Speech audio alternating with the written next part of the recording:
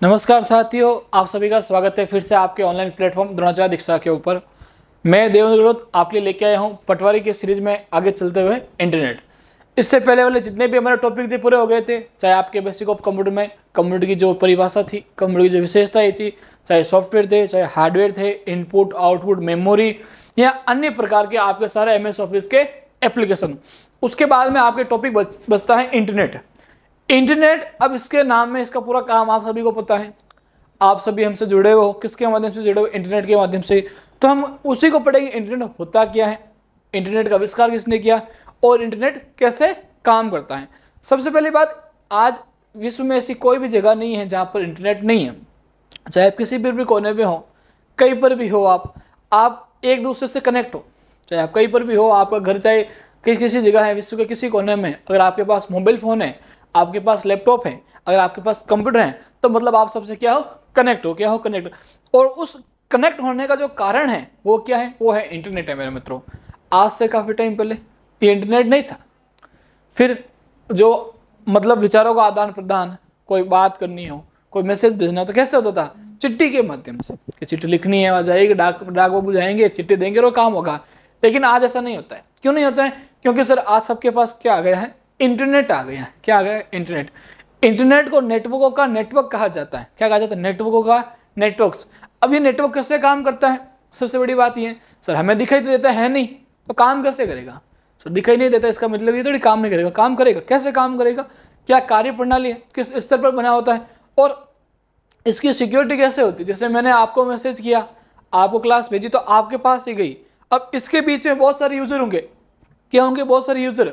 उन यूजर के पास ये क्लास क्यों नहीं गई, सीधा आपके पास क्यों गई? मतलब इसकी सिक्योरिटी का क्या कारण है, इसकी सिक्योरिटी कैसे होती है, बीच में से इसको कैसे चुराया जा सकता है, ये सारी चीज़ें होती हैं। अब कुछ जैसे देखो, इंटरनेट के जब ये अगर यूजेस पढ़ेंगे तो इसमें आएगा। अब जब हम इसके मतलब सिक्योरिटी के पहले पढ़ेंगे तो हमारे एक अलग से चैप्टर हो जाएगा साइबर सिक्योरिटी का, क्योंकि इंटरनेट से सिक्योरिटी करनी है हमें, वो पूरा एक अलग चीज़ हो जाती है। आज हम पढ़ेंगे इंटरनेट ही क्या होता है सर, इंटरनेट कैसे काम करता है और क्या होता है इंटरनेट। सबसे पहले मैं बताता हूं आपको इंटरनेट होता क्या। देखो, इंटरनेट एक वैश्विक नेटवर्क प्रणाली है जो दुनिया भर के लाखों कंप्यूटर अन्य डिवाइसेस को आपस में जोड़ती है।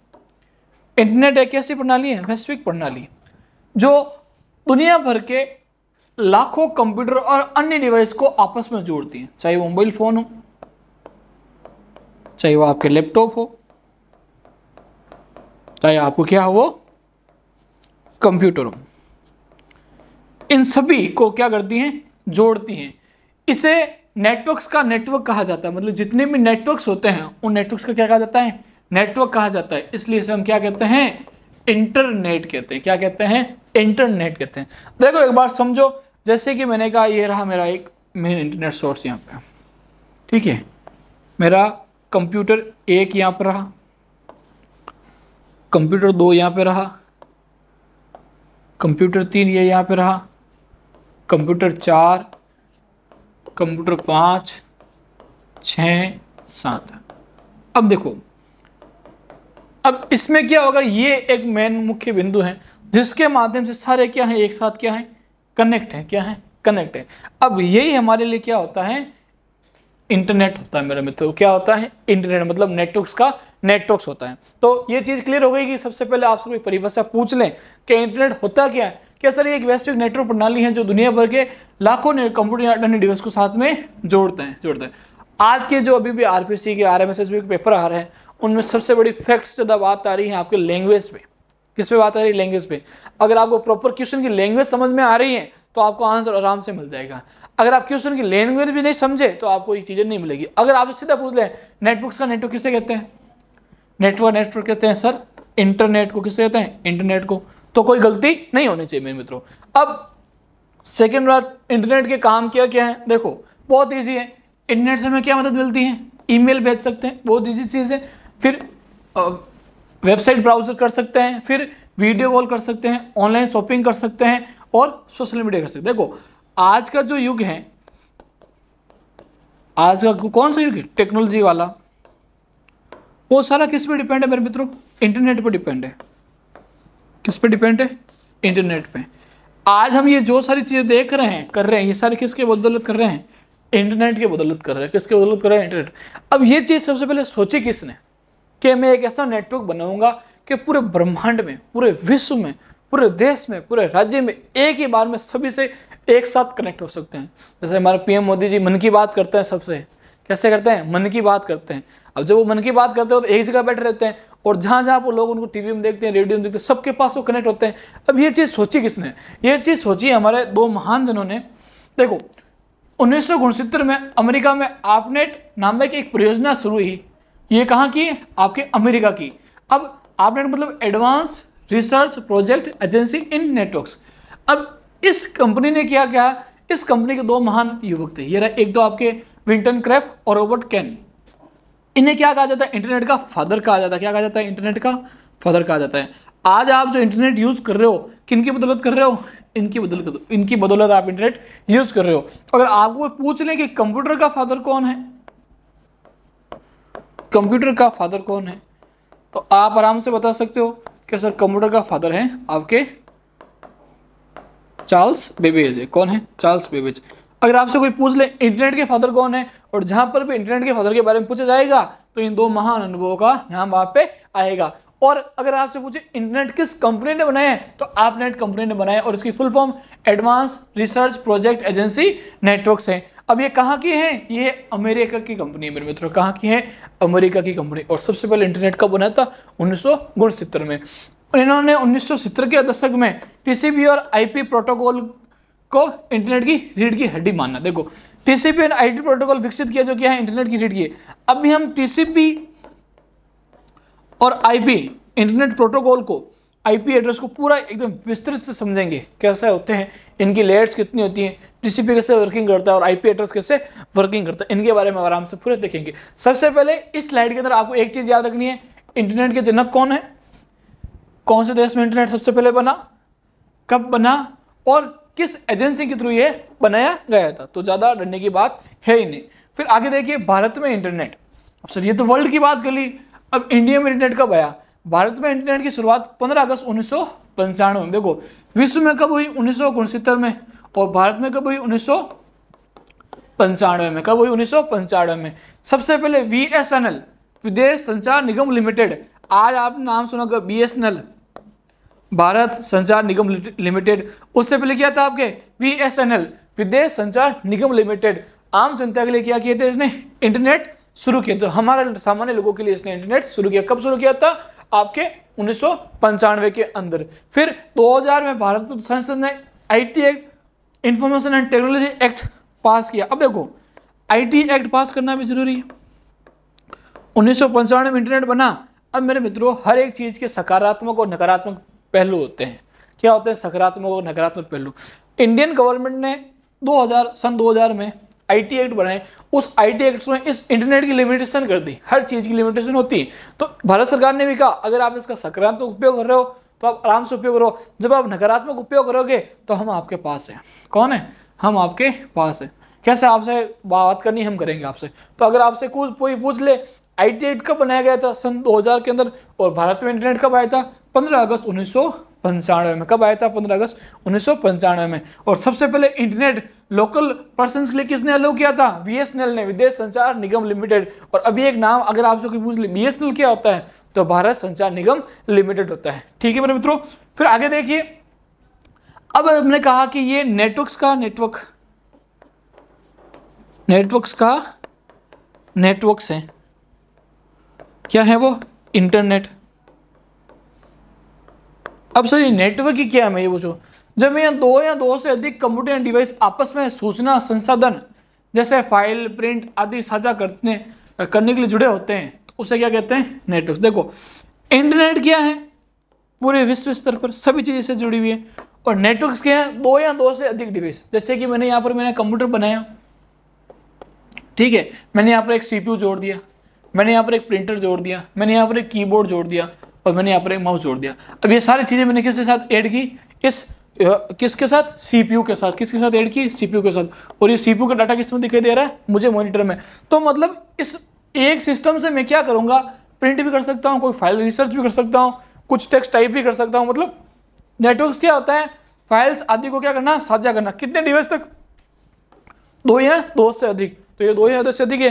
तो सरल शब्दों में कंप्यूटर को जोड़ने वाली प्रणाली को नेटवर्क कहते हैं। कंप्यूटर को जोड़ने की प्रणाली को क्या कहते हैं, नेटवर्क। अब ये प्रणाली किसी भी रूप में हो सकती है, डाटा के रूप में हो सकती है, डिवाइस के रूप में हो सकती है, फाइल के रूप में हो सकती है, वो क्या कहलाती है, हमारी नेटवर्क कहलाती है। बहुत ही आसान भाषा में चीजें, डरने की जरूरत नहीं, बिल्कुल आराम से आप इसको आराम से कवर कर सकते हो। चलिए आगे देखते हैं फिर। अब यार मित्रों, अब नेटवर्क्स के क्या क्या प्रकार हैं, क्या सर नेटवर्क के क्या क्या प्रकार हैं, कितने प्रकार के नेटवर्क होते हैं। एक होता है आपके लेन, वैन, लेन, मैन और वैन। लेन का मतलब होता है लोकल एरिया नेटवर्क, छपा हुआ है क्वेश्चन, सुन लेना, वेरी वेरी इंपॉर्टेंट चीज है। लेन की फुल फॉर्म पूछी हुई है कि लेन की फुल फॉर्म क्या होती है, लोकल एरिया नेटवर्क। एक कमरे में भवन या संस्थान में, देखो यदि किसी एक रूम के अंदर या किसी कॉलेज में या किसी भी संस्थान में जो एक चीज जिससे एक प्रणाली जिससे सारी चीजें कनेक्ट होती है, सिस्टम्स, वो क्या होती है, लेन होती है। क्या होती है, लेन, लोकल एरिया नेटवर्क। एक होती है मैन। अब मेन क्या होती है, एक सर के अंदर कोई भी लेन को जोड़ना। अब देखो लेन है ना, जैसे 1 2 3, अब 3 4 लेन को जोड़ने का काम कौन करेगा, मेन करेगा। कौन करेगा, मेन करेगा। फिर आता है एक वैन, वाइड एरिया नेटवर्क। अब ये क्या होता है, देश दुनिया के विभिन्न संस्थानों को जोड़ता है, देश दुनिया को विभिन्न संस्थानों को जोड़ता है। अब ये दोनों प्रकार तो हुए नेटवर्क्स के, किसके, नेटवर्क्स के। और ये हो गए आपके इंटरनेट के, किसके हो गए, इंटरनेट। क्योंकि लेन क्या करेगा, छोटी छोटी चीज़ों को जोड़ेगा। जैसे कि आपकी किसी रूम के अंदर कोई डाटा ट्रांसफर करना है तो एक फाइल जुड़ी हुई है आराम से इंटरनेट की, ठीक है। किसी स्कूल या किसी कॉलेज के अंदर डाटा ट्रांसफर करने के लिए पूरा एक सिस्टम बनाया हुआ है, लेन का, अलग से तार बिछाए हुए हैं। और उन्हीं लेन को जो पूरे, जैसे कि 1 2 3 4 5 जितनी भी आपके शहर में स्कूल्स होती हैं, कॉलेज होती हैं, उन सबका डाटा जहाँ पर कनेक्ट कौन करता है, मेन करता है। और उन सभी राज्यों या स्टेटों का जो भी डाटा कनेक्ट करता है वो करता है आपके वैन करता है। मेरे मित्रों क्या करता है, वैन, वाइड एरिया नेटवर्क करता है। अब इनको आराम से एक बार देखते हैं। लेन, लोकल एरिया नेटवर्क, छोटा नेटवर्क होता है, सीमित क्षेत्र में, जैसे घर, स्कूल आदि ऑफिस में होता है, ठीक है। और तेज और सुरक्षित होता है, स्पीड भी होती है और क्या होता है, सुरक्षित भी होता है। उदाहरण, स्कूल में, कंप्यूटर लैब में सभी कंप्यूटर का आपस में जुड़ा होना। एक उदाहरण भी दे दिया सर मैंने कि मतलब एक तो बिल्कुल छोटा नेटवर्क होता है, कोई प्रॉब्लम नहीं। फिर घर, स्कूल, ऑफिस में जुड़ा होता है। फिर तेज और क्या होता है, सिक्योर होता है। और जैसे कि कोई कंप्यूटर है, स्कूल में कोई कंप्यूटर लैब है, उसमें बहुत सारे कंप्यूटर एक साथ जोड़ने हैं आपको, तो आप किससे जोड़ोगे, लेन के साथ जोड़ोगे। फिर मैं बात करता हूँ मैन की। मैन क्या होता है, ये एक शहर के भीतर कई लेन नेटवर्क को जोड़ सकता है। स्पीड और कवरेज दोनों के माध्यम होती है, ठीक, स्पीड और कवरेज दोनों के माध्यम से होती है।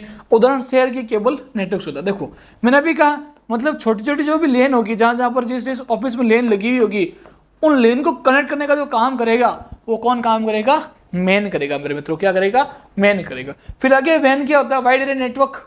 ये बहुत बड़े क्षेत्र में कार्य करते हैं, देश या महाद्वीप स्तर पर कई लेन और मैन को ये जोड़ता है। मैंने कहा ना, देखो लेन,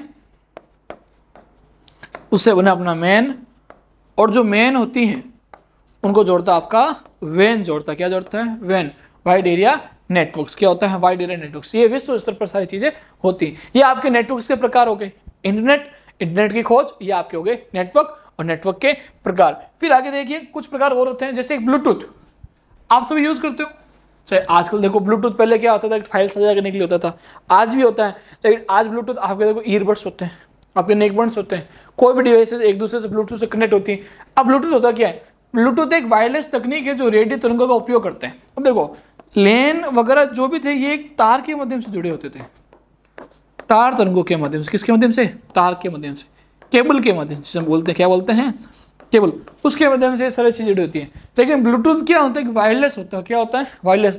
लेकिन इसमें एक लिमिट होती है, 10 मीटर तक ही दूसरी डिवाइस को क्या कर सकता है, जोड़ कर सकता है, डाटा ट्रांसफर कर सकता है। लिमिटेशन है इसमें, लिमिटेशन क्या है, 10 मीटर लास्ट, कितनी है, 10 मीटर। और लेन वैन जितनी बड़ी आपकी केबल है, आपकी जितनी बड़ी केबल होगी उतना बड़ा डाटा ट्रांसफर करेगा। लेकिन इसकी लिमिटेशन क्या है कि 10 मीटर तक की आपका डाटा ट्रांसफर कर सकता है। यह तकनीक 1994 में एक्सन कंपनी द्वारा स्वीडन के विकसित की थी। अब ये कहाँ से विकसित की गई, स्वीडन देश से विकसित की गई। किस कंपनी ने, एक्सन कंपनी ने विकसित की थी। कब विकसित की थी, 1994 में। और 1995 में भारत में नेटवर्क आया था। क्या आया था, भारत में नेटवर्क आया था। और यह पेन पर्सनल एरिया नेटवर्क पर कार्य करता है। अब सर देखो 4 नाम हो गए, एक लेन, एक आपके मैन, एक आपके वैन, और अब आ गए आपके ये पेन। देखो लोकल एरिया नेटवर्क, ये सारी चीज़ें हो गई। अब पैन क्या होता है, पर्सनल एरिया नेटवर्क। अब पर्सनल एरिया, जिसके पास मोबाइल फ़ोन है, जिसके पास अपना डिवाइस है, उसका पर्सनल नेटवर्क है। क्या उसका पर्सनल नेटवर्क, वाईफाई वगैरह सारी चीज़ें क्या होती है, पर्सनल एरिया नेटवर्क्स में होती है। आप चाहे जिसके साथ क्या कर सकते हो, साझा कर सकते हो। और जहाँ पर भी आप जाओगे तो वहाँ पर 10 मीटर तक की रेंज तक आपका डाटा क्या कर सकते हो, साझा कर सकते हो। वो भी क्या, बिल्कुल वायरलेस, बिल्कुल वायरलेस आप डाटा ट्रांसफर कर सकते हो। फिर आगे देखिए मेरे मित्रों, वाईफाई क्या होता है, वाईफाई वायरलेस फिडेलिटी। क्या होती है, वायरलेस फिडेलिटी। वाईफाई एक वायरलेस नेटवर्किंग तकनीक है जिसकी मदद से हम इंटरनेट को बिना तार के मोबाइल या लैपटॉप से क्या कर सकते हैं, कनेक्ट कर सकते हैं। देखो आज के लिए सबसे एडवांस है। कैसे, अब तो 5G आ गया, उससे पहले था 4G। क्या था, 4G। अब 4G में क्या, कैसे कि कोई नेट खत्म होता था, अरे यार तेरा व्हाट्सअप, तेरा हॉटस्पॉट ऑन करे ना, अब वो फिर वाईफाई कनेक्ट करता था। क्या करता था, उसके हॉटस्पॉट के मदद से वो क्या करता था, वाईफाई कनेक्ट करता था। अब ये वाईफाई क्या होता था, नेटवर्क साझा करने का एक रूप है। नेटवर्क साझा करने का क्या एक रूप है। तो ये क्या, एक वायरलेस तकनीक है पूरी, किसके लिए, आपका इंटरनेट को शेयर करने के लिए। क्या करना, इंटरनेट को शेयर करें कि अगर आपका इंटरनेट बचा हुआ तो आप किसी दूसरे मोबाइल फोन, दूसरे कंप्यूटर, दूसरे पीसी के साथ शेयर करना चाहते हो, इसके माध्यम से आप कर सकते हो। अब इसकी आविष्कार 1991 में कब हुई थी, जॉन अन सुल्विन एंड जॉन डेकर ने की थी। किसने की थी, सुल्विन एंड जॉन डेकर। इतना है मेरा तो कुछ ज़्यादा है नहीं। सुल्विन एंड जॉन डेकर ने कब की थी, 1991 के अंदर। किसकी खोज, किसका आविष्कार किया था मेरे मित्रों, वाईफाई की थी। किसकी की थी, वाईफाई, वायरलेस फिडेलिटी। वाईफाई के बाद में आगे आता है आपके लाइफ फाई। क्या आता है, लाइफ फाई। अब लाइट फिडेलिटी खोज करता कौन है इसके, doctor Howard Haas, university of Edinburgh, UK. कहाँ के, यूके के। कब खोज की थी, 2011 के अंदर। नई चीज है। और प्रोसेस थी Ted talk 2011, wireless data transfer for every light bulb. मतलब ये लाइट के माध्यम से डाटा ट्रांसफर करने की चीज थी। उद्देश्य तेज, सुरक्षित और बिना रेडियो तरंग के क्या करना, डाटा ट्रांसफर। देखो ये जो लाइफाई होता है आपके, वो आपके लाइट के माध्यम से डाटा को क्या करता है, ट्रांसफर करता है, ना कि कोई तरंगों के माध्यम से, ना कोई तरंगों के माध्यम से। तरंगों के माध्यम से डाटा ट्रांसफर करने का काम कौन करेगा, आपके वाईफाई करेगा। और लाइफाई का अंतर क्या है, देखो सबसे पहले मैं बात करता हूं इसकी माध्यम। क्या सर, वाईफाई का माध्यम क्या है, रेडियो तरंगे। चलो ठीक है सर। लाइफाई का माध्यम क्या है, आपके प्रकाश की तरंगे, विजुअल लाइट्स। ठीक है। फिर गति की बात करता हूं मैं, तो 100 से लेके 1000 Mbps तक किसकी गति होती है, आपके वाईफाई की गति होती है। फिर आपके 100 Gbps तक। मतलब देखो Mbps क्या होता है, Gbps क्या होता है, एक होता है आपके kbps। देखो Mbps का मतलब होता है मेगाबाइट पर सेकेंड। Gbps का मतलब क्या होता है, गीगाबाइट पर सेकेंड। और kbps का मतलब क्या होता है, किलो बाइट पर सेकेंड। अब इसके माध्यम से इसकी गति होती है।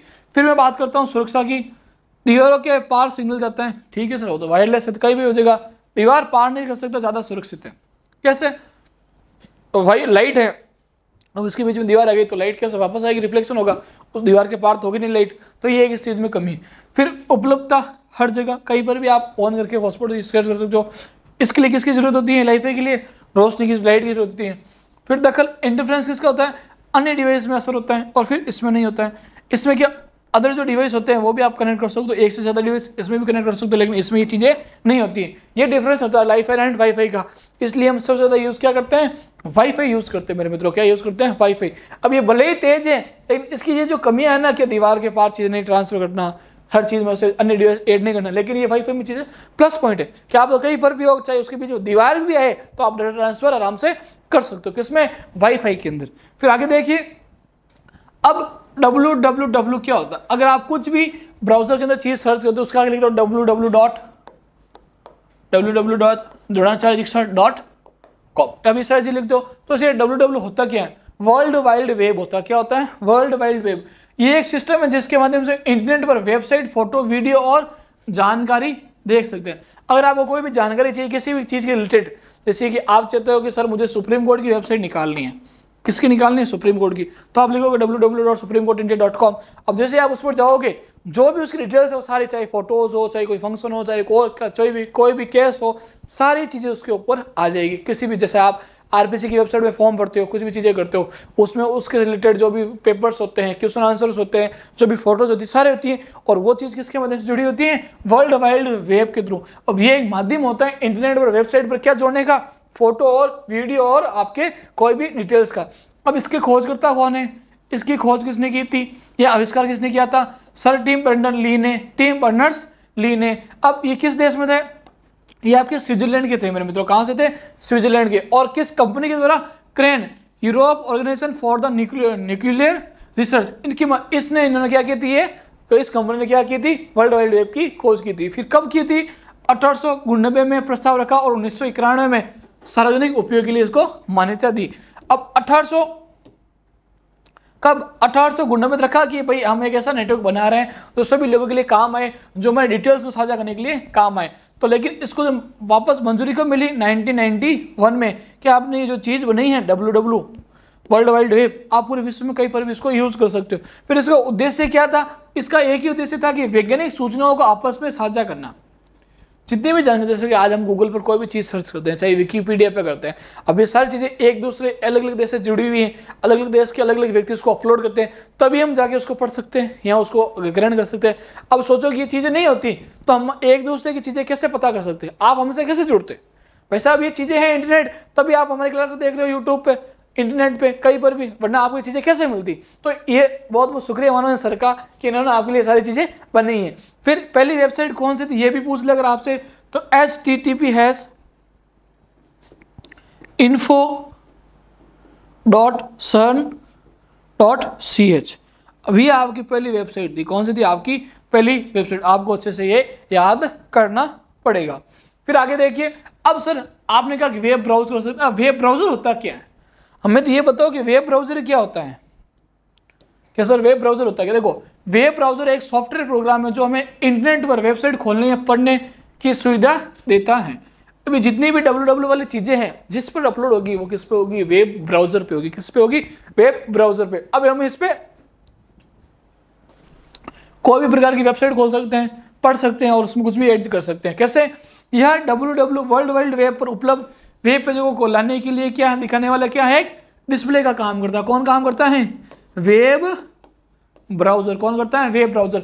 इसमें क्या होती है? जितनी भी आपकी वेबसाइट्स होती है हम इसमें चला सकते हैं। फिर वेब ब्राउजर कैसे काम करता है मेरे मित्रों? आप वेब ब्राउजर में कोई भी वेबसाइट URL, अब URL क्या होता है? Uniform research locator. अब ये होता क्या है? इसके बारे में जितनी भी देखो ये चीज दी है ना, ये वेबसाइट ये पूरी URL का टाइप है। किसका टाइप है? ये मतलब ये लिंक का टाइप है। किसका टाइप? लिंक का। फिर ब्राउजर URL और DNS के जरिए हम IP एड्रेस में बदल सकते हैं। देखो अभी मैं आपको URL, DNS domain name system और आपके IP इंटरनेट प्रोटोकॉल, ये सारी चीज़ें मैं आपको आराम से बताऊंगा। फिर हम इंटरनेट के सर्वर से डाटा को HTML CSS आदि में प्राप्त कर सकते हैं। अब मेरे मित्रों ये जितना भी डाटा हमें दिखाई देता है, ये सारा डाटा दिखाई देता है मशीनी भाषा के कारण। अब उसमें जो डाटा अपलोड किया गया किस भाषा के माध्यम से किया गया? मशीनी भाषा के माध्यम से किया गया। जिसके कौन कौन से रूप है? HTML, CSS, जावा, पाइथन, ये सारी चीज़ें इनके माध्यम से कोड बना के उस वेबसाइट पर सारी चीज़ें अपलोड की गई हैं और अंत में वो जानकारी को व्यवस्थित रूप से आपके सामने वेब ब्राउजर में दिखाता है। जब ये सारा प्रोसेस होता है, एक लिंक तैयार होता है, एक वेबसाइट तैयार होती है, सारी चीज़ अपलोड करने के बाद आपको किस में दिखाई देती है? वेब ब्राउजर में दिखाई देती है। फिर आगे देखिए URL का फुल फॉर्म क्या होता है? Uniform resource locator. क्या होता है? Uniform resource locator. URL internet पर किसी भी फाइल, पेज या वेब ब्राउजर का पता होता है। क्या होता है? एड्रेस होता है। URL क्या होता है? किसी भी वेबसाइट का क्या होता है? एड्रेस होता है। आप इसे किसी वेबसाइट पेज को खोलने के लिए ब्राउजर में टाइप कर सकते हैं। जैसे आपका घर का पता होता है उसी तरह वेबसाइट का भी क्या होता है? एक पता होता है। जैसे एक आपके घर का पता है वैसे वैसे वेबसाइट का पता है, और वेबसाइट का पता किसके माध्यम से होता है? URL के माध्यम से होता है मेरे मित्रों। किसके माध्यम से होता है? URL के माध्यम से। अब थोड़ी बहुत URL का इतिहास भी देख लेते हैं। क्या इतिहास है URL का? क्या आविष्कारक कौन है इसके? आविष्कारक सर टिम बर्नर्स-ली। अभी मैंने बताया था सर टिम बर्नर्स-ली, जिन्होंने क्या बनाया था? WW वर्ल्ड वाइड वेब बनाया था। कब? 1990 में। अब भाई जिसको पता है, अगर आप घर बना रहे हो, ये www डॉट है ना आपके, ये आपका क्या है? घर है। क्या है? घर, वेबसाइट का घर है। अब और घर का पता कौन लगाएगा? URL लगाएगा। और URL भी कब बना था? 1989 में। संस्थान क्रेन कहाँ की थी? स्विट्जरलैंड के कारण इंटरनेट पर सूचनाओं तक पहुंच जाना इससे क्या होता था? आसान होता था। अगर आपके पास वेबसाइट का पता होगा तो आप आराम से पहुंच सकते हो। जैसे कि मैंने अभी आपको एग्जांपल दिया था सुप्रीम कोर्ट की वेबसाइट का, मैंने आपको एग्जांपल दिया था आपके आरपीसी का, मैंने कहा था आरएमएसएसबी का। अब मुझे ये पता है कि इनकी ये चीज़ें होती हैं, तो आप उसके माध्यम से आराम से जा सकते हो। मैं जैसे यहाँ पर लिखता हूँ www.uidi.gov.in, अब मैंने यहाँ पर एक साइट लिखी कि भाई साहब www.uidi.gov.in। अब UIDAI क्या होती है? Unique identification authority of India, मतलब आधार कार्ड की ये साइट है। अब कैसे पता चला? क्योंकि एक URL मैंने यहाँ पर दे दिया। क्या दे दिया था आपको? यहाँ पे एक URL, जिसके माध्यम से आप सारी चीजें पता आराम से लगा सकते हो। फिर आगे देखिए, अब DNS क्या होता है? मैंने कहा था डोमेन नेम सिस्टम, एक ऐसी प्रणाली है जो वेबसाइट के नाम को उसके IP एड्रेस में बदल देती है। वेबसाइट के नाम को किस में बदल देती है? IP address. देखो ये जो आपकी सिस्टम होता है, ये सिस्टम आपके डिकोड करता है किसके अंदर? नंबर के अंदर। किसके अंदर करता है? नंबर के अंदर। तो मतलब जो आपके URL है, अब DNS क्या करेगा? उसको किस में बदल देगा? यूनिट में बदल देगा। किस में बदल देगा? यूनिट में। और उस यूनिट को हम कहते हैं IP। क्या कहते हैं? IP एड्रेस कहा जाता है, इंटरनेट प्रोटोकॉल इसे कहा जाता है। अब इसमें IP एड्रेस क्या होता है? सबसे पहली बात ये, IP एड्रेस क्या होता है? Internet protocol address. क्या होता है? Internet protocol address. ये एक अद्वितीय यूनिक पहचान संख्या होती है जो किसी भी डिजिटल डिवाइस इंटरनेट को नेटवर्क से साथ क्या करती है? जोड़ती है। IP एड्रेस एक ऐसी चीज होती है जो यूनिक होती है और सारे जो भी डिवाइस होते हैं उनको क्या करती है मेरे मित्रों? जोड़ती है। क्या करती है? जोड़ती है। अब किस प्रकार जोड़ती है? देखो IP एड्रेस के प्रकार कितने प्रकार के? एक IPv4 और IPv6। ये 32 बिट्स एड्रेस, अभी 32 बिट 64 बिट्स, ये आपके सिस्टम के प्रकार है। किसके प्रकार है? सिस्टम के प्रकार। और सबसे ज्यादा यूज कौन सा होता है? 32 बिट का सबसे ज्यादा इस्तेमाल में। और ये इसका देखो 192.168.11.1, देखो 1 2 3 4 4 भागों में लिखा होता है। कितने भागों में? ये V4 कितने भागों में लिखा होता है? 4 भागों के अंदर। और ये आपके IPv6 128 GB एड्रेस में होता है। ये नई तकनीक है और इसमें कई प्रकार से 6 से ज्यादा हो सकते हैं। इसमें फिक्स है कितने भाग होंगे IP एड्रेस के, जो एड्रेस होगा कितने प्रकार 6। अब ये सबसे ज्यादा सुरक्षित है मेरे मित्रों। क्या है? सुरक्षित, क्योंकि इसका IP एड्रेस इतना मुश्किल और इतना लंबा होता है कि हर कोई इसको क्रैक नहीं कर पा सकता और नहीं हर कोई इसको ढूंढ पा सकता। कौन सा? IPv6। IPv6 क्या होता है? एक पहचान संख्या होती है, किसी भी डिवाइस को इंटरनेट के साथ जोड़ने के लिए मदद करती है। ठीक है, फिर आगे देखिए मेरे मित्रों, IPv4 के उदाहरण मैंने अभी बताया था 1 2 3 4, कितने हैं? 4 भाग, प्रत्येक 0 से 55 तक होता है। अब एक चीज और कि IP एड्रेस IPv4 के अंदर जो प्रत्येक जो भाग होते हैं कितने होते हैं? 4 भाग होते हैं। और संख्या कहां से कहां तक होती है? 0 से 255 तक होती है। कहां से होती है? 0 से 255 तक। अब IPv6 के ये देखो 1 2 3 4 5 6 कितने भी लंबा और ज्यादा यूनिक होता है। अब मैंने कहा इसका कोई भी संख्या निश्चित नहीं है। अब इससे आगे भी हो सकता है, इससे कम भी हो सकता है। अब ये क्या होता है? सबसे ज्यादा लंबा होता है और यूनिक होता है और सुरक्षित होता है। देखो इसके अंदर फिक्स नंबर है 0 से 255। इसके अंदर कोई नंबर नहीं है। इसके अंदर अल्फाबेट्स भी आ सकते हैं, नंबर भी आ सकते हैं। क्या आ सकते हैं? अल्फाबेट भी आ सकते हैं और नंबर भी आ सकते हैं। इसलिए सबसे ज्यादा क्या है मेरे मित्रों? सिक्योर है। क्या है? सिक्योर मतलब सुरक्षित है सारी चीजें ये। और ये किस में होता है? 128 बिट्स वाले में होता है। किसमें होता है? 128 वाले बिट्स में होता है। फिर आगे देखिए, अब कुछ क्वेश्चन। IP का पूरा नाम इंटरनेट प्रोटोकॉल। IP एड्रेस किससे कहते हैं? इंटरनेट पर डिवाइस की एक यूनिक पहचान संख्या। IPv4 में कितने बिट्स होते हैं? 32 बिट्स का होता है। कितना होता है? 32 बिट्स का। IPv6 में कितने बिट्स होते हैं? 128 बिट्स होते हैं। कितने होते हैं? 128 बिट्स। IP एड्रेस कितने प्रकार के होते हैं? स्टैटिक और डायनेमिक। कितने प्रकार के होते हैं? स्टैटिक और डायनेमिक। एक IP एड्रेस का उदाहरण आपके सामने ये रहा। अब मेरे मित्रों, अगर आपको अच्छे से एक बार इसको नोट डाउन कर लेते हो तो आपको दूसरी बार कभी भी इंटरनेट पढ़ने की जरूरत नहीं होगी। अगर आप अभी नोट डाउन नहीं कर पा रहे हो तो ये मत, इसी क्लास के नीचे हमारे टेलीग्राम चैनल का लिंक है जिसमें से जाके आप इस क्लास का पूरा PDF आराम से डाउनलोड कर सकते हो, ताकि आपको कोई प्रकार की समस्या नहीं होगी। एक बार आप अच्छे से समझ लीजिए, फिर आप इसको लिखने का काम करना। क्योंकि कंप्यूटर ऐसा सब्जेक्ट है, कभी कभी नींद आने लगती है। आती है नींद, मुझे पता है, सब्जेक्ट ऐसा है। कभी कभी क्या आती है? नींद आती है। तो नींद नहीं लेनी, आराम से पढ़ना, क्योंकि पटवारी का एग्जाम हमारे अगस्त में ही है। ठीक है ना? अभी नींद लेगा कोई मतलब नहीं है। और लास्ट क्लास है कंप्यूटर की, इसके बाद सीधी PYQ विथ थ्योरी जाएगा। क्या आएगा? PYQ with theory. मतलब जितने भी पुराने क्वेश्चन है कंप्यूटर के पटवारी में, जितने भी आ रखे हैं, उन सारों को लेके मैं आऊंगा एक एक करके कि कौन कौन से क्वेश्चन कहाँ पर पूछे गए हैं, किस एग्जाम में पूछे हैं, कब पूछे गए, कौन सी शिफ्ट थी और किस प्रकार का क्वेश्चन था। सारे क्वेश्चन आराम से सॉल्व करेंगे, तो डरने की जरूरत नहीं है। अभी हमें किस पर फोकस करना है? IP एड्रेस पर फोकस करना है। उसके बाद मेरे मित्रों, अब हम बात करते हैं वेब ब्राउजर की। किसकी बात करते हैं? वेब ब्राउजर की। वेब ब्राउजर एक सॉफ्टवेयर प्रोग्राम होता है जो इंटरनेट पर मौजूद वेबसाइटों को क्या करता, खोलने में मदद कर देता। इससे पहले हमने पढ़ा था कि वेब ब्राउजर क्या करता है, जो भी वेबसाइट्स होती है उसको खोलने में क्या करता है, हमारी मदद करता है। फिर आगे कौन कौन से वेब ब्राउजर, सबसे पहले मैं बात करता हूँ गूगल। कौन सा है गूगल, कब विकसित किया गया था? अब ये विकसित किया गया था 2008 में। किसने विकसित किया था? गूगल कंपनी ने किया था। किसने किया था? गूगल में। सबसे विशेषता क्या है? सबसे तेज ब्राउजर, क्लीन यूआई, बहुत सारे एक्सटेंशन सपोर्ट करता है, और इनको ये कौन सा मोड है आपके इंटो, ये चलो आपके मोड है जो समझ नहीं आ रही है, आपके एक मोड है। और आज में दुनिया का सबसे तेज और लोकप्रिय वेब ब्राउजर कौन सा है? आपके गूगल। अगर आप कोई भी जैसे Vivo, Oppo, Samsung, MI, Motorola, किसी भी प्रकार की आप कंपनी का मोबाइल फोन लेते हो जो किसके बेस पे है? एंड्रॉइड बेस पे है। किसके बेस पे है? एंड्रॉइड बेस पे। तो उसमें आपको गूगल ना चाहते हुए भी मिल जाएगा, चाहे गूगल प्ले स्टोर हो, चाहे गूगल वेब ब्राउजर हो, चाहे गूगल क्रोम हो, चाहे गूगल बुक्स हो, कुछ भी चीज होगी आपको गूगल की वहां पर मिल जाएगी। किसमें? एंड्रॉइड वाले में। ये हो गया गूगल। अगर क्वेश्चन पूछ लें कब बनाया गया था? 2008 में। किसने बनाया था? गूगल ने बनाया था। ठीक, इससे ज़्यादा कुछ याद रखने की जरूरत नहीं। फिर मोजिला फायरफॉक्स, अब ये क्या होता है? विकसित किया गया था मोजिला फाउंडेशन द्वारा। कब विकसित किया गया था? 2002 के अंदर। विशेषता है ओपन सोर्स ब्राउजर, मजबूत प्राइवेसी कंट्रोल, एड ब्लॉकर और ट्रैकिंग प्रोटोकॉल, और ये उन यूजर के लिए अच्छा है जो सुरक्षा और निजता को प्राथमिकता देते हैं। अब देखो सबसे बड़ी चीज इसमें क्या आती है कि सबसे बड़ी ओपन सोर्स ब्राउजर और एड ब्लॉगर। आज आप यूट्यूब पे कोई क्लास देखते हो, उसमें क्या आते हैं? एड आते हैं। क्या आते हैं? वैसे वैसे आप कोई चीज देखते हो ब्राउजर पे, वहां पर क्या आते हैं? एड।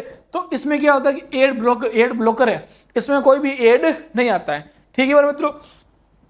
फिर मैं बात करता हूँ माइक्रोसॉफ्ट एज की। किसकी बात करता हूँ? माइक्रोसॉफ्ट एज की। कब, किसने विकसित किया था? माइक्रोसॉफ्ट ने। पहली बार लॉन्च कब किया गया? 2015 में। किसके साथ? विंडोज 10 के साथ। नया संस्करण ये रहा आपके कब है? 2020 के अंदर आया था। और विशेषता क्या होती है? तेज और हल्का ब्राउजर है। क्रोम ने एक्सटेंशन को भी सपोर्ट करता है। मतलब दो चीज हो गई इसमें। आपके माइक्रोसॉफ्ट के अंदर क्या आ गया? क्रोम का एक्सटेंशन भी आ गया, और विंडोज से भी अच्छा क्या है? इंटीग्रेशन है। और ये सबसे इंटरेक्ट एक्सप्लोरर का अपडेटेड रूप बन चुका है। किसका? आपके वेब ब्राउजर का। इसके बाद आप एक चीज देखना, सफारी। तो सफारी किसके अंदर होता है? iOS के अंदर होता है। किसके अंदर होता है? iOS, एप्पल वाले मोबाइल के अंदर होता है। विकसित किया गया था एप्पल कंपनी ने। कब विकसित किया था? 2003 के अंदर। और विशेषता क्या है? केवल मैक और iOS पर चलता है। ओनली फॉर मैकबुक और किस पर चलता है? iOS पर चलता है। बहुत कम बैटरी का उपयोग करता है। एप्पल डिवाइस यूजर के लिए क्या होता है? डिफॉल्ट वेब ब्राउजर होता है, और तेज और क्या होता है? सुरक्षित होता है। ओनली फॉर किसके अंदर चलता है? या तो आपके iOS में चलेगा, या आपके किस में चलेगा? मैक में चलेगा। किस में चलेगा मेरे मित्रों? मैक में चलेगा। कौन सा? आपके सफारी ब्राउजर। फिर आगे देखिए ओपेरा विकसित किया गया था ओपेरा सॉफ्टवेयर कंपनी नॉर्वे द्वारा। कब किया गया था? 1995 में। विशेषता है built in VPN, inbuilt and blocker and light weight, और मोबाइल फोन के लिए क्या है? Opera mini. स्लो नेटवर्क पर भी काम कर सकता है, लेकिन मोबाइल यूजर के लिए क्या है? ये लोकप्रिय। अब बहुत सारे वैसे ब्राउजर होते हैं, लेकिन हम ज्यादा यूज करते हैं कौन सा? गूगल क्रोम यूज करते हैं। वो आपके दिया हुआ इसके अंदर सबसे पहली चीज हमने वही पढ़ी है। फिर उसके बाद में देखो इंटरनेट एक्सप्लोरर जो भी क्या है टोटल क्या हो चुका? बंद हो चुका। कैसे बंद हो चुका? विकसित किया गया था माइक्रोसॉफ्ट के द्वारा। कब? 1995 में। समाप्त कब हुआ?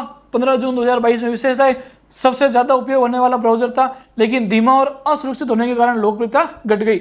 इसकी वजह से माइक्रोसॉफ्ट एज ने ले ली। अब इंटरनेट एक्सप्लोरर की जगह क्या आ गया? आपके माइक्रोसॉफ्ट एज आ गया था। क्या आ गया था? एज। और कब आया था? देखो इसको समाप्त कब किया गया था? 2022 के अंदर किया गया था। आगे देखिए ब्रेव ब्राउजर। अब ब्रेव ब्राउजर विकसित किया गया था। ब्रेव सॉफ्टवेयर लॉन्च कभी हुआ था? 2016 के अंदर हुआ था। कब हुआ? 2016 के अंदर। विशेषता है privacy focused browser, built in ad blocker और track blocker, crypto currency reward systems, bet on tokens. जो यूजर एड्स को परेशान है उनके लिए क्या है? ये बहुत अच्छा है। अगर आप कोई चीज देख रहे हो बार बार आपके पास एड आ रहे हैं, तो आप किसका यूज कर सकते हो?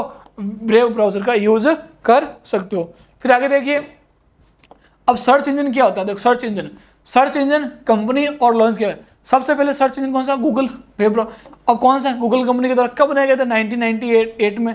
फिर बिंग कब? माइक्रोसॉफ्ट के द्वारा बनाया गया था। कब बनाया गया? 2009 के अंदर।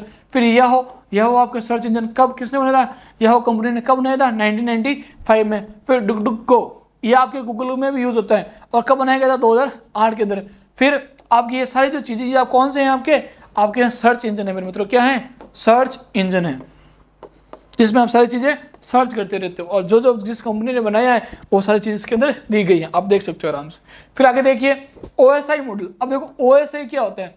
ओपन सिस्टम इंटरकनेक्शन मॉडल एक ऐसा सैद्धांतिक ढांचा है जो ये बताता है कि नेटवर्किंग में डाटा एक दूसरे से 7 चरणों में कैसे यात्रा करते हैं। देखो, आप सोचते हो कि मैंने आपको ऐसे फाइल भेजी, person A to person B वो फाइल गई, वो आपके पास सीधी आ गई, नहीं, वो आएगी आपके OSI मॉडल पे। और ये OSI मॉडल कितने चरणों का होता है? 7 चरणों का। बारे मित्रों, कितने चरणों का होता है? 7 चरण। मतलब ये फाइल आप मेरे से आपके पास तो आएगी 0.1 सेकेंड, 1 सेकंड के अंदर। तो ये जो सारी चीज़ें जिस 1 सेकंड में सारी चीज़ें पार करके आएगी, कितनी लेयर पार करके आएगी? 7 लेयर पार करके आएगी। और वो लेयर किसमें? OSI में होती है। किसमें होती है? OSI में।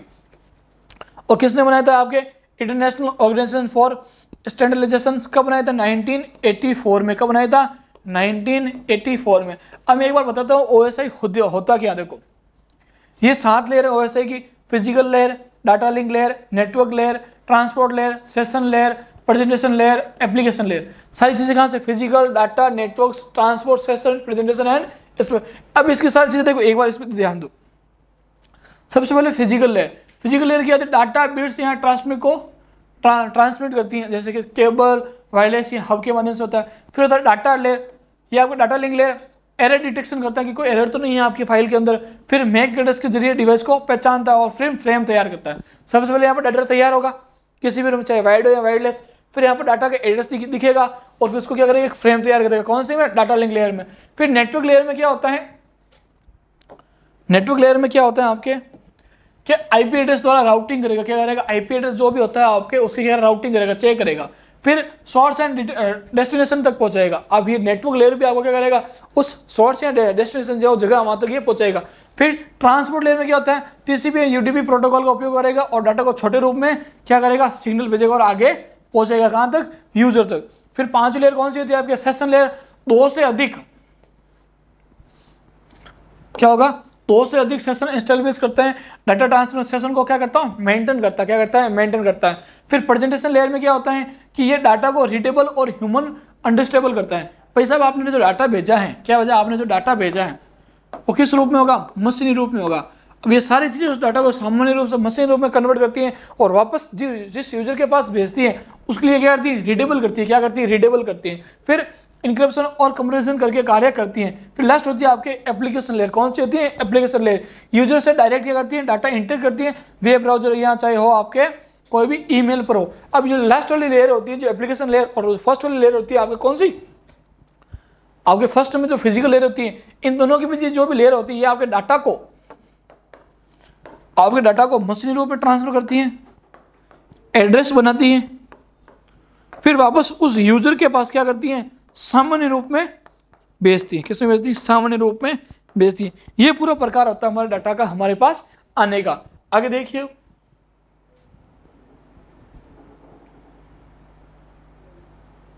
अब इसमें कहा कि आप डाटा को ईमेल के माध्यम से भेज सकते हो। ईमेल होता क्या है? ईमेल का मतलब होता है इलेक्ट्रॉनिक मेल। यह एक डिजिटल तरीका है जो व्यक्ति को संदेश या दस्तावेज भेजने के लिए काम आता है। आज के टाइम ये व्हाट्सएप आ गया, आपके टेलीग्राम आ गया, लेकिन उससे पहले क्या यूज होता था? ईमेल। क्या होता था? Email, electronic mail. अब इसका आविष्कार किसने किया था? इसका आविष्कार किया था आपके रेयर थॉमस लिन ने। कब किया था? 1971 के अंदर। और कौन से देश के थे ये? USA के थे। कहाँ के थे? USA के थे। और कब? 1971 के अंदर इन्होंने किसका आविष्कार किया था? ईमेल का, इलेक्ट्रॉनिक मेल का। अब ईमेल क्या काम आती है आपको पता ही है? डाटा ट्रांसफर करने के लिए, डाटा भेजने के लिए। किसके लिए? डाटा भेजने के लिए। चाहे आपके वो फोटो फॉर्मेट में हो, चाहे आपके डॉक्यूमेंट फॉर्मेट में हो, कोई भी आपको भेजना है तो आप इसके माध्यम से आप आराम से भेज सकते हैं। फिर आगे देखिए, ईमेल का आविष्कार किसने किया था? रैम टॉमसन ने। कब किया था? 1971 में। और @ चिन्ह का प्रयोग सबसे पहले किसने किया था? फिर अब बनाए इन्होंने तो सबसे पहले यूज यही करेंगे। फिर ईमेल की शुरुआत किस नेटवर्क से हुई है? ये आपके ARPANET, जब आपके इंटरनेट को शुरू करने वाली संस्था थी प्रथम, इसने क्या बनाया था? आपके ईमेल को शुरू किया था। फिर आगे देखिए एक बार,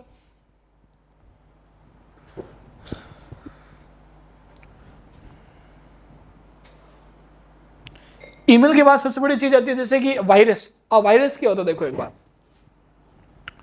वायरस का पूरा नाम virtual information resource under size होता है। अब देखो, अगर मैंने आपको कहा अभी इंटरनेट होता है, 2 पहलू इंटरनेट के, एक तो है सकारात्मक और एक है नकारात्मक। सकारात्मक यूज करो तो अच्छी बात है। अब सर इसका नकारात्मक यूज कैसे होता है? जैसे कि मैंने यूजर ए से लेके यूजर बी के बीच में कोई डाटा ट्रांसफर किया, मैंने क्या किया, डाटा ट्रांसफर किया। अब इसके बीच में कोई एक अन्य व्यक्ति आता है, उसके अंतर्गत कोई चीज़ ऐड कर देते हैं, जिसके माध्यम से क्या होता है, डाटा यहाँ पर क्रैश हो जाता है और वो सारा डाटा दूसरे के पास चला जाता है। एक तो ये चीज़ होती है, और एक चीज़ क्या होती है कि आपका ये सिस्टम यहाँ पर पड़ा हुआ है, ठीक है, और मैंने आपको कोई लिंक भेजा, आपने जैसे उस लिंक पर क्लिक किया तो आपका सारा डाटा क्या हो जाएगा, चोरी हो जाएगा। अब सर वो चोरी कैसे होगा, वो चोरी होगा वायरस के माध्यम से। किसके माध्यम से होगा, वायरस। वायरस ऐसा सॉफ्टवेयर जो कंप्यूटर के अंदर आके उसकी गति को कम करता है और डाटा क्या करता है, हैंग करता है, चुराता है डाटा। और इसमें सबसे लोकप्रिय वायरस आपके कोड रीड, क्रीपर, ब्लास्टर और ILW। कौन सा है, code read, creeper and blaster and ILW virus है सबसे पहले आपके क्या है, लोकप्रिय वायरस। ये डाटा को चुराने का काम करते हैं। समझ लो मेरे मतलब कितने हानिकारक वायरस हैं ये सारे, ठीक है ना। उसके बाद वायरस के प्रकार, file infection, boot sector, macro virus, trojan horse, worms, ransomware, spyware. अब स्पाईवेयर में देखो, स्पाईवेयर एक चोरी करने का काम, जासूसी का काम करता है। किसका काम करता है, जासूसी का। ये आपके सिस्टम के अंदर रहेगा, आपका सिस्टम का डाटा डेली चुराएगा और अपने मालिक के पास ये डाटा क्या करेगा, भेजेगा। फिर आगे देखिए एक बार, दुनिया का पहला वायरस कौन सा था, और कौन सा था, क्रीपर वायरस था। कौन सा था, क्रीपर वायरस। कब बनाया गया था, 1971 में। किसने बनाया था, बॉम थॉमस ने बनाया था। किसने बनाया था, बॉम थॉमस। इन्होंने देखो, इन्होंने सबसे पहले शुरुआत की किसके बनाने की, वायरस बनाने की। और नाम क्या था इसका, क्रीपर। क्या था, क्रीपर। और प्लेटफॉर्म, टेनेस, ऑपरेटिंग सिस्टम और ये सारी चीज़ों पर जो ऑपरेटिंग सिस्टम था उसके ऊपर क्या करता था, ये वर्किंग करता था, उसका डाटा क्या करता था, ये चुराता था। अब वायरस बना है तो इसका भी क्या बनेगा, एंटीवायरस बनेगा। उस एंटीवायरस का नाम है रिपर है मेरे मित्रों। क्या है, रिपर। निर्माता संभवतः रे टॉमलिन ने अपने शुरुआत में डेवलपर में से एक हैं। अब वर्ष कब हुआ था, 1971 से लेके 72 के बीच में क्या बनाया था, रिपर बनाया था। और उद्देश्य क्या था, क्रीपर वायरस को पहचाना और उसे क्या करना, सिस्टम से। देखो, पहला वायरस क्रीपर, पहला एंटीवायरस रिपर। कौन सा है, रिपर। अब प्रकार, ये एक सेल्फ रिफ्लेक्टिंग प्रोग्राम था जो वायरस को स्कैन कर और उसको क्या कर देता, डिलीट कर देता। और खास बात, वायरस ऐसा था कि लेकिन रक्षक की भूमिका निभाता था। ये एंटीवायरस क्या होता था, एक मतलब आपके सिक्योरिटी गार्ड। क्या था, सिक्योरिटी गार्ड। आपके जिस सिस्टम क्या करता था, ये सिक्योरिटी करता था। क्या करता था, सिक्योरिटी करता था। फिर क्रीपर और रिपर में अंतर। क्रीपर पहला वायरस, रिपर पहला एंटीवायरस। वैसा कोई वायरस आएगा तो एंटीडोट बनाना पड़ेगा और उस एंटीडोट का नाम क्या है, रिपर है मेरे मित्रों। क्या है, रिपर। अब ये क्या मैसेज दिखाता था, देखो क्रीपर क्या मैसेज हुआ करता था, I am the creeper, catch me if you can. मैं क्रीपर हूं, अगर हिम्मत है तो मुझे पकड़ो। क्या कहता था, मैं क्रीपर हूं मैं क्रीपर हूं, हिम्मत है तो क्या करो, मुझे पकड़ो। अब क्रीपर को ढूंढना और डिलीट करने का काम कौन करता था, हमारे रिपर। देखो ये खुली चेतावनी, मैं क्रीपर हूं, हिम्मत है तो मुझे पकड़ो, तो उसको पकड़ने का काम कौन करेगा, रिपर करेगा।